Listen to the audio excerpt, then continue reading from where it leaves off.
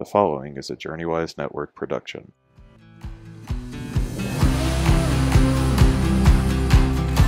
Hey friends, welcome to the JourneyWise podcast. I'm Shane Stanford. I'm Ronnie Kent. I'm James Kent.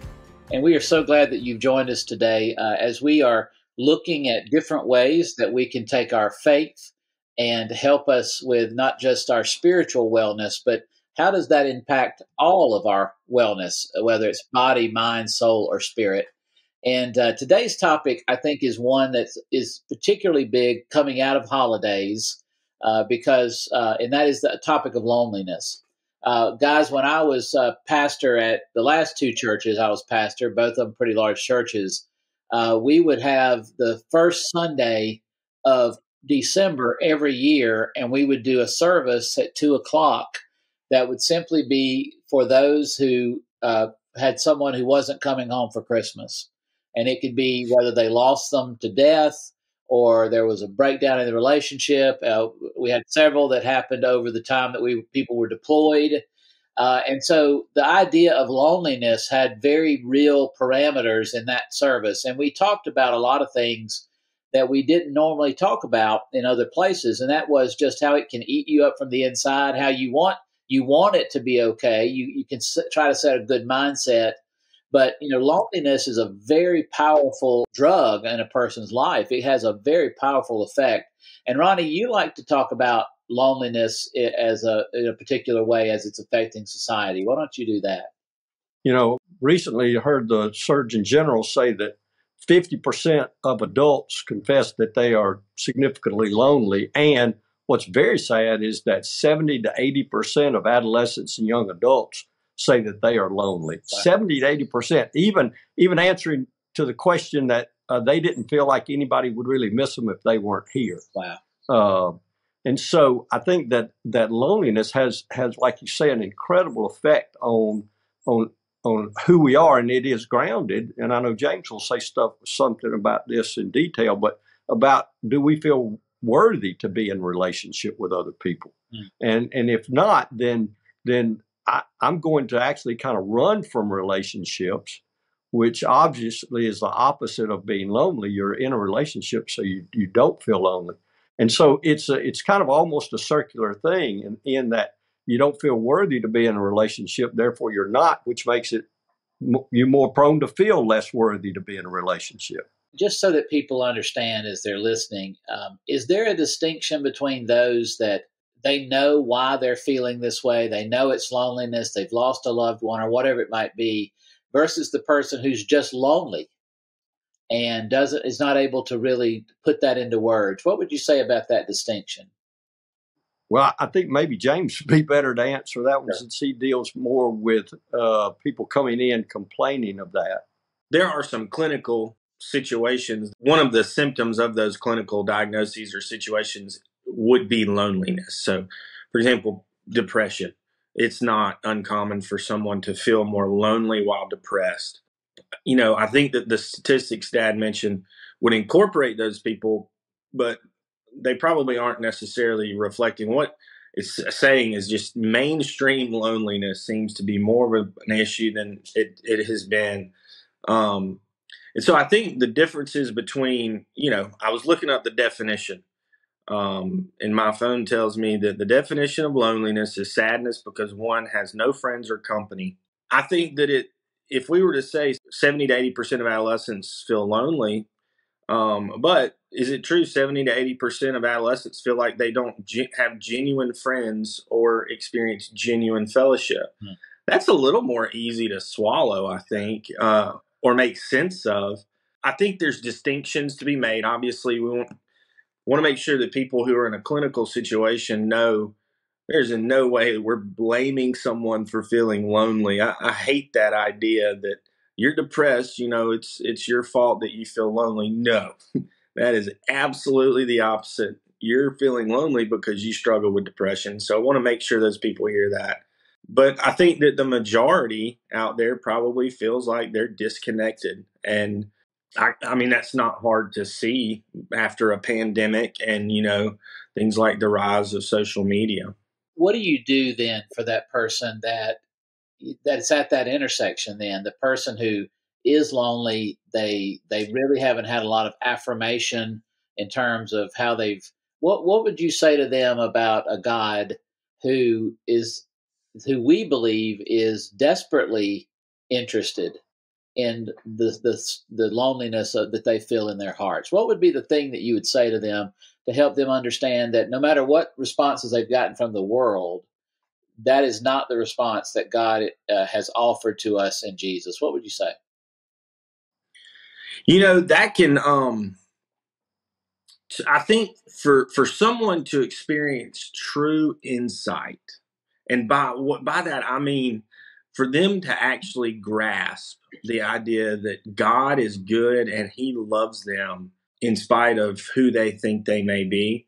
So where I would come from and what I often would do is I would try to educate that person on something called attachment theory. Okay. And there are two general forms of attachment. And this was done in studies with mothers and infants. And they would have the mother leave the room and they would essentially bring her back within a pretty short time, 30 seconds.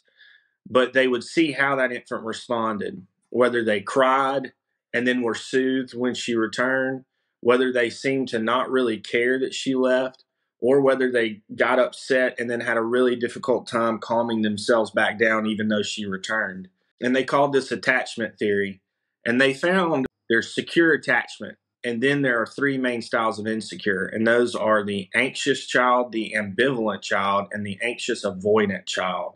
Okay. And that research was done, I believe it was the 70s, and we've had time to really unpack it.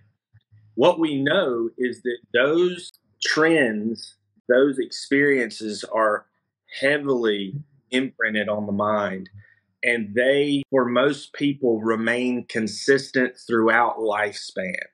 So if a child struggles with their relationship with their parents or their relationship, but the way they see the whole world.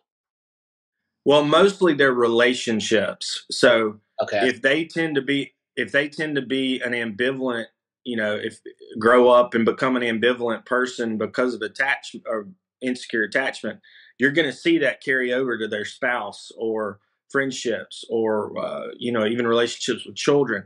So all that to say, we do know some patterns that tend to exist. They happen very early in childhood. And what researchers did, Christian psychologists then took attachment theory and they started to look at a few constructs that they created. One was God image, another God concept, another God reference, the main one being God image. And what they found is that someone's attachment style absolutely 100% overflows to their image of who God is and their ability to attach to Him. Oh, okay. And so that is a long way around to answer your question. But what I would typically do with that person who came in and had a hard time believing that God could really love them, we would start with attachment theory and infancy, and we would go through what it was like for them with their primary caregivers, mom, dad, grandparents. Did they feel love? Did they feel like they could trust those people? Not that they were perfect, but that those people treated them well, were there for them.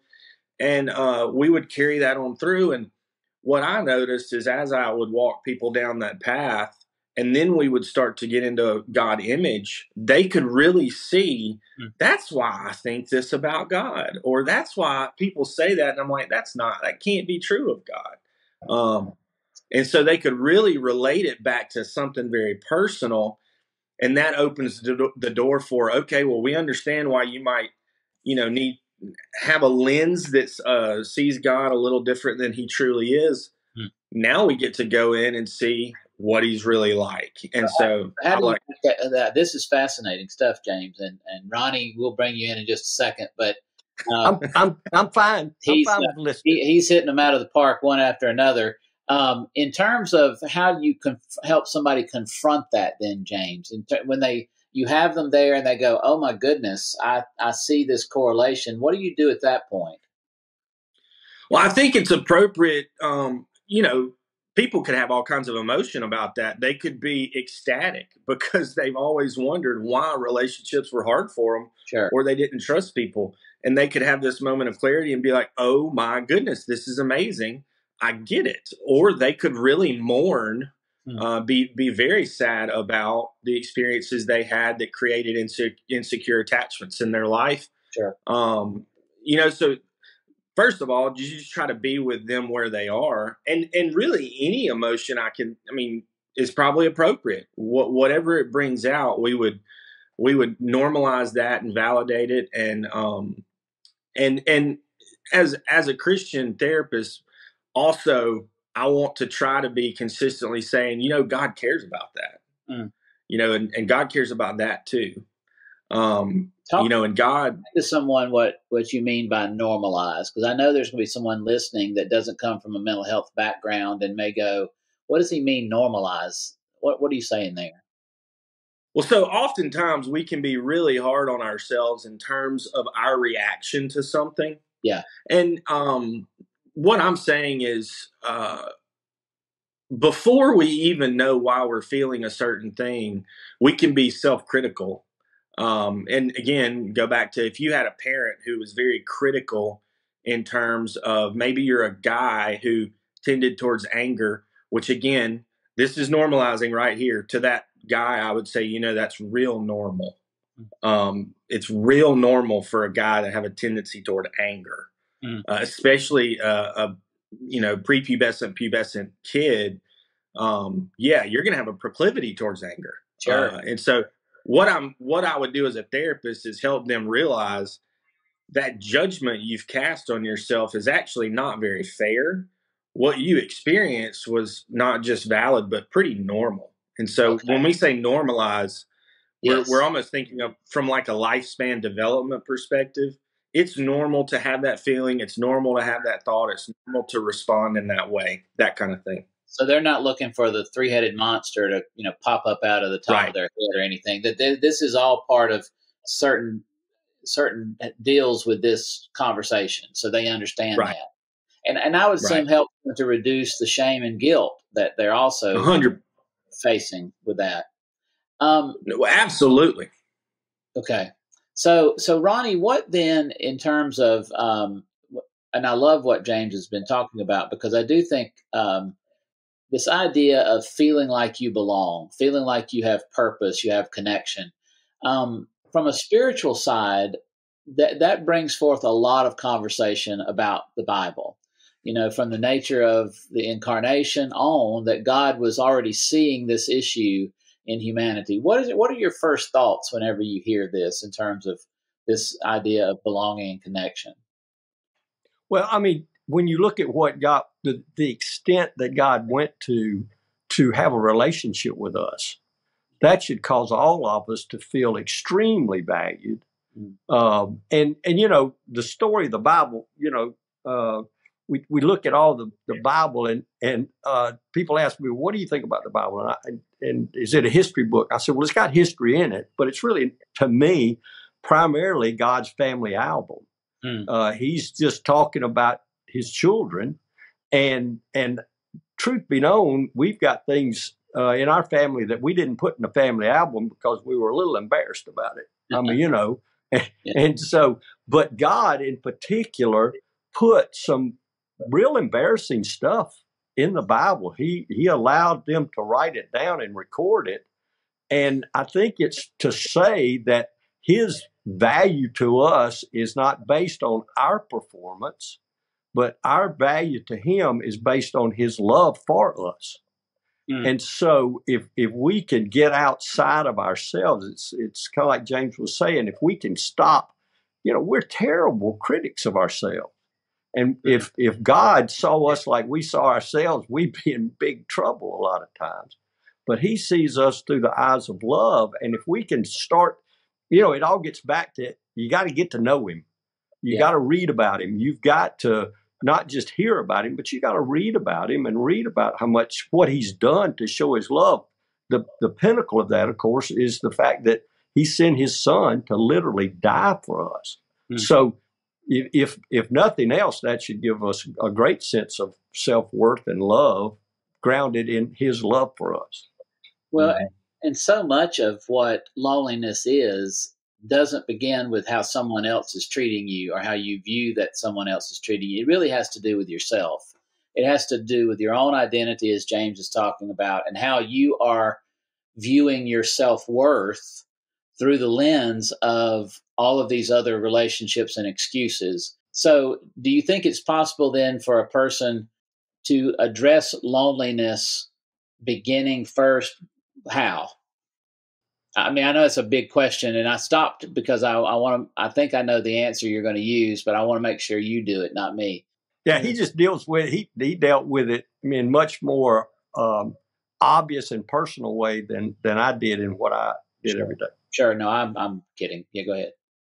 I think the answer is slightly different, but I'll break it into a few categories. If you're a Christian and you struggle with loneliness and it's not based out of some, like a clinical depression or bereavement, grief, that kind of thing. If it's just chronic loneliness, first and foremost, I would say you need to take that to Jesus and you need to pray and you need to confess that. Not confess necessarily in the sense that you're in sin, but, confess, cry out and call out to him. And I would do that routinely. The other thing I would hope is that you might have some insight into that. Get around some people. For the Christian, I think church and Christian fellowship is not just something that is prescribed in the Bible. It's a command. Yeah. It's not do this if you feel like it. It's, you just do it. And so I think there's some obvious practical places. Go to God with it. Make sure you're in church. And even if it's reaching out to the neighbor down the street that professes Christ, take them a plate of cookies and introduce yourself, or say it's just been a while since I've seen you. Invite them over to sit on the porch for coffee. It doesn't have to be this grand thing. Hey friends, the JourneyWise Network is so excited about our latest resource, Servant School. It is an online opportunity for you to take courses from experts from around the world in different spiritual development areas, such as Bible basics, faith and wellness, evangelism, and so much more. My first Servant School class is JourneyWise, a course based on my most recent book, JourneyWise, Redeeming the Broken and Winding Roads We Travel.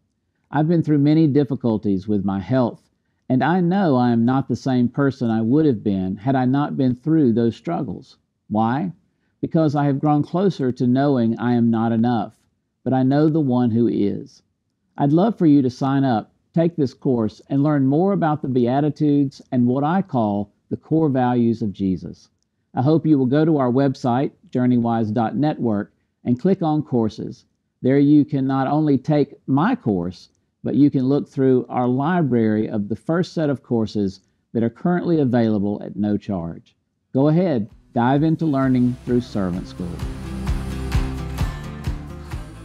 I was just thinking of all the illustrations in the Bible of where Jesus reached out to lonely people. When teenagers in particular would come in and say, I feel sad, or I feel lonely, or in particular lonely, I would say, do you think there are any other lonely people in your class? And they would kind of ponder and then go, yeah, I've noticed so-and-so sits by themselves in the cafeteria.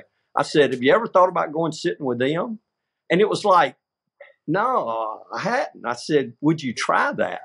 And they'd say, why? And I'd say, well, it solves two problems. They're not lonely and you're not lonely. So two people you took for the price of one. So I think that, it's happened, if you go into a room and all the people are talking except for one and you kind of feel lonely, go talk to that one person that's not talking to anybody else. Wow. And you may develop a great friend from doing that. I think that we have to a lot of times identify with who we want to be instead of identifying with who we really are. Mm. And I think if we can identify with who we really are, it will make us much more prone to do two things. Number one is to help other people like us. And number two, to potentially unveil a relationship that could last a lifetime. I think Jesus was great in illustrating how to love the unlovely. And it's in one of the movies. I think it's I can't remember the name of the movie, but where the lepers, he would always approach them, and people would say, "What are you doing? Don't do that." That sort of thing. And one of the disciples leaned over, I think, to the centurion that had the questions, and said, "He's going to do it again." He's going to do it one more time. He was always treating loneliness. Well, to be as busy of a world and universe as we are at times, to have the spate of loneliness, I think does talk about the quality of how we interact with each other. I do think James is right. For a lot of these folks, it goes back to a very core, at the center of who they are, idea about worth and value and identity. I am really good when it's just me and Jesus in a room. I'm okay with that. And I'd make that joke because my family says that I don't really like being around people, which was a natural inhibitor if you're a pastor. But I think what happens, in all seriousness is, in the genuineness of it, Jesus knows how I'm doing. There's nothing I can say or do that's going to try to earn his love. There's so many reasons I've thought about this as to why it is that when I think of Jesus, I had a mother who said, "He is your Lord, he is your Savior," but she really worked on me knowing him as my friend. And I heard that over and over again. Don't discount that, because all those are important. Those are critical. And she was backing that up with her wonderful missionary Baptist self. But there was just something about Jesus being your friend, so that no matter where you went, you were never alone, ever. And it helped me really deal with a lot of things in my life. I think I could have leaned heavier into loneliness with my personality, but didn't, because God was always two things, always angling people into my path that never gave me the privilege of being too much alone. But the other is that he was intentional about making sure that I knew and felt his presence in a place, even when I didn't want to. And I was clear to him that I didn't want to feel his presence. I didn't want him to be bothering me. He was like, "Well, you don't get to call the shots today, big boy." And I think that's what Jesus unfolds in us. I think good or bad, we can tell in our relationship with Jesus what we really value, what we really count on. And I think what it shows us when we see that face to face and we see what we really are focused on in this world, I think it scares a lot of us. And I think the other part that scares us is we don't know how to make it better. We don't know how to make those relationships heal. Ronnie and I have talked a lot about the fact that, out of my shame of not being able to have the answer to certain things going on in my life, and it wasn't just the panic attacks, it was a lot of stuff that I was dealing with, some betrayal in my life and some other things. I just did the very helpful, mature thing and just cut everybody off. Which, if you think about it, it makes sense in the distorted mind. Well, I don't have to deal with any of that because I don't have to deal with any of this. Well, that's just not the way the world works. And I think everybody understands that those fellowships, those relationships are the reason why we can get up and go the next day. When it talks about the Acts 2, it says, that they didn't meet in the houses each other and had meals, not because they had to, but because they wanted to. And they wanted to help each other. They wanted to bring, daily those who were being saved into the fold. They wanted to do these things because they were attached. Going back to what you're saying, James, they were attached in the right way to the right things in this world. So, anything else y'all want to add? Well, real quickly, there's an elephant in the room we haven't mentioned. That's the internet and social media, yes. And as far as its contribution to loneliness. And my statement to that is being aware of a relationship doesn't mean you're in a relationship. Yep. And so I think that a lot of people have friends or have people they follow, and they're aware of that person, but I don't think that's a relationship that counteracts their feeling of loneliness. And so I think that two things I would recommend to somebody. Number one is if you are a heavy social media user, I think you need to do what you need to do to limit that. Amen. And number two is I think that you can do this on your own, and you may not even feel real motivated to do it if you feel lonely. But I would read the book of John, or either start down our path with Life Along the Way. Yeah. You know, the resource that's on our website Yeah. of walking with Jesus daily. That might be even better, since it gives you some questions to think about and a prayer to pray. So just if you feel lonely, the first person to start that process of not being lonely is Jesus. Absolutely. And that is not, folks, he's not being simplistic or trite with this. That is absolutely the place to start. And that's one of the reasons we created Life Along the Way, was so that you'd be able to do that in a tangible experience. Because what it's done for me now, in the second time that I've gone through it, is I continue to find places and intersections that I just had forgotten or didn't know that Jesus participated in with people. And it will bring you not just awareness, but this is the thing I think is most important, Ronnie. It brings you comfort to know that, hey, I'm not the first person who's felt like this, or I'm not the first person to miss this, but I'm not just let off the hook either. You know, now that your eyes are opened, you have a responsibility. And I think that's so important. So thank you for reminding us of that, Ronnie. I will say, Ronnie, that, you know, a relationship is not a relationship if you can edit it. And that's what happens in social media. They confuse relationships that can be edited with real relationship, because you can go in and show only the best pictures. You can edit what you said. You can even edit out who's responding and how they're responding. Well, that's not the way relationship works. And I think that's a good quote. I want to say, I'm sure that was Zuckerberg or somebody who said that. All right. Well, guys, thank y'all. And it was a great conversation. I really appreciated it, and look forward to the next one.